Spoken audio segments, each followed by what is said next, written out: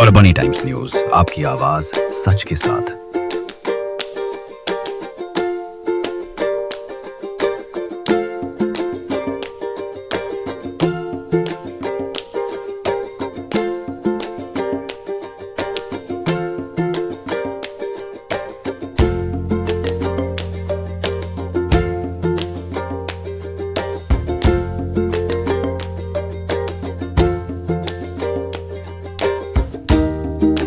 मागच्या 6 महिन्यापासून मला भारतीय जनता पार्टी जिल्हा महानगरचं काम करण्याची संधी मिळाली। आदरणीय नरेंद्र मोदी, महाराष्ट्र राज्याचे मुख्यमंत्री देवेंद्र फडणवीस यांच्यावर विश्वास ठेवून आज परभणी शहर महानगरपालिकेमध्ये आज लोकांची खूप मोठी आशा लागलेली आहे की येणाऱ्या महानगरपालिकेच्या काळामध्ये परभणी जी विकासापासून वंचित राहिलेली आहे याचाच परिचय आपल्याला या प्रवेशातून म्हणा या नियुक्तीमधून मिळत आहे।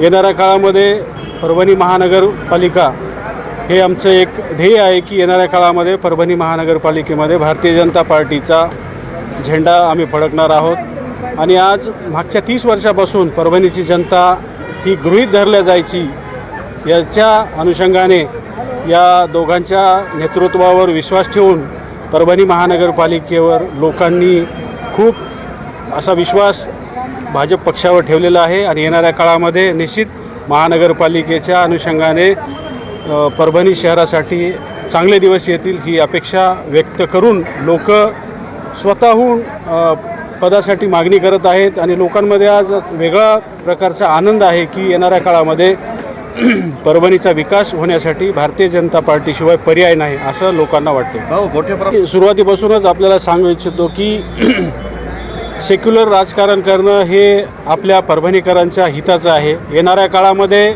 जर बघितलं तर अल्पसंख्याक असेल, औकाफ बोर्ड असेल, हे सगळी खाती भाजपकडे आहेत आणि नगरविकास खातेही राज्यमंत्रीपद आपल्याकडे आहे। बरेचसे लोक आता ह्या सगळ्या राजकारणाला कंटाळलेले आहेत।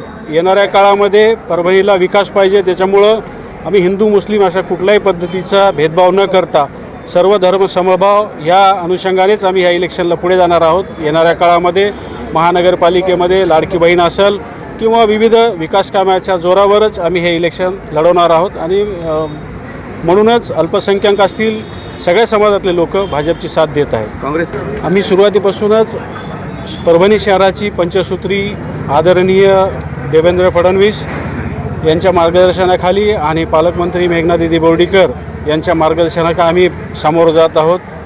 सगळ्यात महत्त्वाचा परभणी शहराचा विषय आहे की अंडरग्राऊंड ड्रेनेज सिस्टीम, त्यानंतर परभणी शहर संपूर्ण डांबरीकरण किंवा कॉन्क्रिटीकरण आणि एक दिवस आड परभणीकरांना शुद्ध पाणी, राजगोपालचारीच्या धर्तीवर दुसरं एक मोठं गार्डन परभणीत असायला पाहिजे असा एक आमचा मानस आहे। आणि येणाऱ्या काळात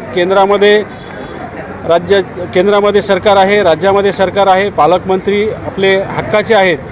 ही संधी परभणीकरांनी दवडू नये। येणाऱ्या काळात हे 4 वर्ष परभणीकरांसाठी अत्यंत महत्त्वाचे आहेत की जेणेकरून हे परभणीचा 30-35 वर्षाखालचा बॅकलॉग आहे तो भरून काढण्यासाठी येणाऱ्या काळात निश्चित आपल्याला सगळं बाजूला ठेवून भाजपची साथ कशी देता येईल हे परभणीकरांची खरी कसोटी आहे। एक संघ राहून परभणीच्या विकासासाठी भाजपला साथ देणं हा एकच पर्याय आता जनतेपुढे आहे।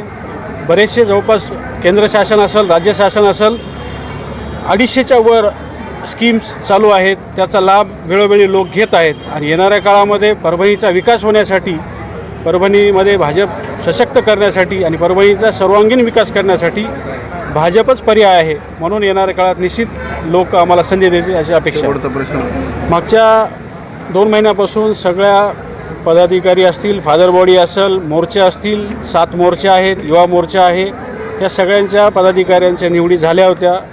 त्या राज्य शासनाकडे प्रदेशाध्यक्षाकडे पाठवल्या होत्या, त्यांनी कन्फर्म केल्या, पण नगरपालिकेचे इलेक्शन असल्यामुळं त्या रखडल्या होत्या।